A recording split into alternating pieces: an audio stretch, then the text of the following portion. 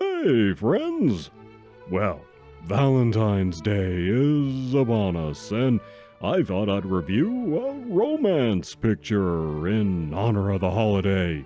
I had several good movies in mind, but opted for this one instead. This time, we're looking at Endless Love from 1981, based on a novel by Scott Spencer, which they don't really follow at all.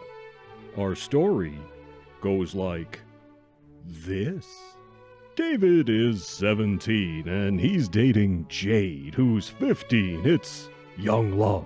David is very ingratiating, trying to get on the good side of Jade's parents and her older brother. Her parents are sort of hippy-dippy, free love types, but as is often the case when you raise your kids based on an ideology of any kind, it doesn't seem so great when it goes from being an abstract, cool in concept idea into becoming reality and comes home to roost. So David is boinking Jade, and when he finds out her dad isn't happy about it in spite of his hippy-dippy leanings. Anyway, things reach a point where Jade is falling asleep in class and her grades suffer due to all of this boinking. So her dad lays down the law about laying down his daughter and forbids the pair to see one another for 30 days. David tries to hold out, but he's madly in love. He gets the idea to set some newspapers on their porch on fire so he can discover the fire and rush in to play the hero. Because nothing says I love you more than trying to burn your girlfriend's house down. To say things don't go to plan is an understatement. David is of course arrested for arson and thrown into the nut house for psychiatric counseling in lieu of jail. And he's forbidden to have any contact with Jade or her family.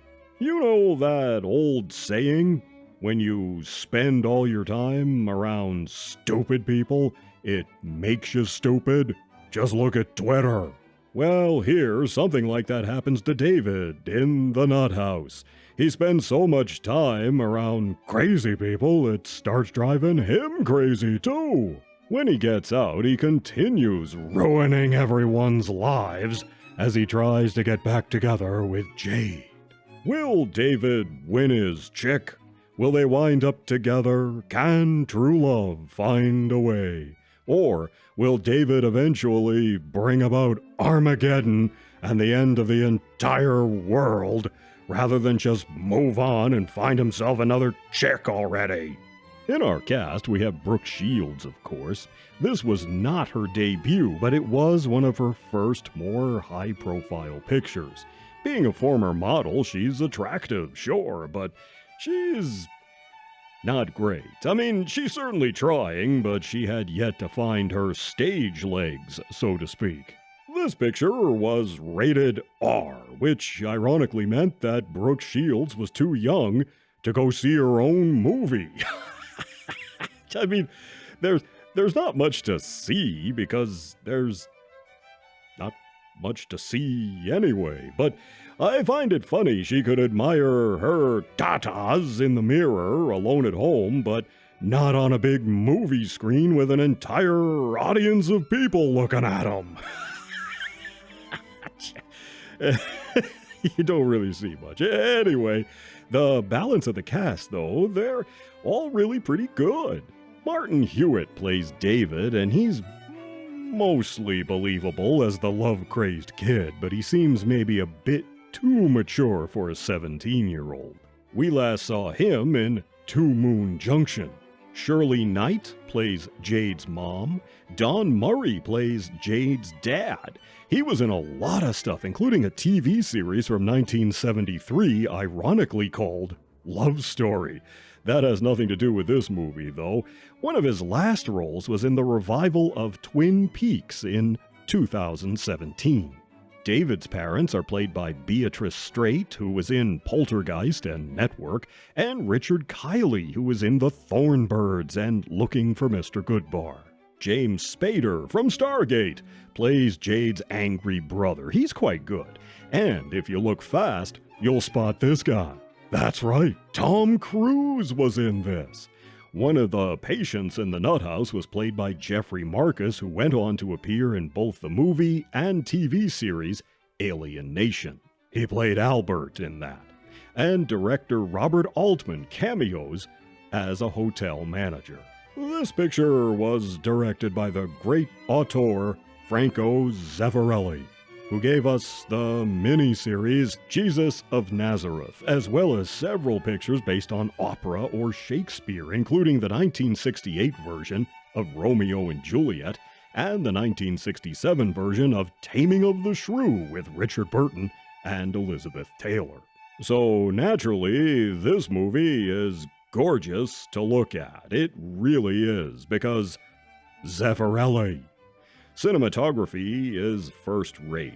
David Watkin was the cinematographer, and he worked on Help, Chariots of Fire, Out of Africa, The Three and the Four Musketeers, Memphis Belle, and many, many more. Production design is excellent, and casting is also mostly fine. Zeffirelli was no fool, but this picture is very not great. Endless love? More like endless movie. This thing is 2 hours, but it feels like 20. It could easily have been cut down to like 90 minutes, and it's just one emotional disaster after another, again and again and again. It's not uplifting or romantic or anything. Instead, it winds up being kinda turgid, and when it finally ends, it doesn't really end. It just sorta stops. There was a remake of this, or at least another version, in 2014 based off the same novel. Supposedly, it's actually better, but I have no desire to see it. I guess I kinda have to give this thing 2 paws, since it has some good performances and nice cinematography and Zeffirelli. But sadly, like Valentine's Day itself, endless love just leaves you feeling unfulfilled and depressed. It makes you feel like you had too much champagne and ate a whole box of chocolates because you're all alone and had no one to share them with. Ugh. Anyway, you enjoy your Valentine's Day, and I'll see you in the next one.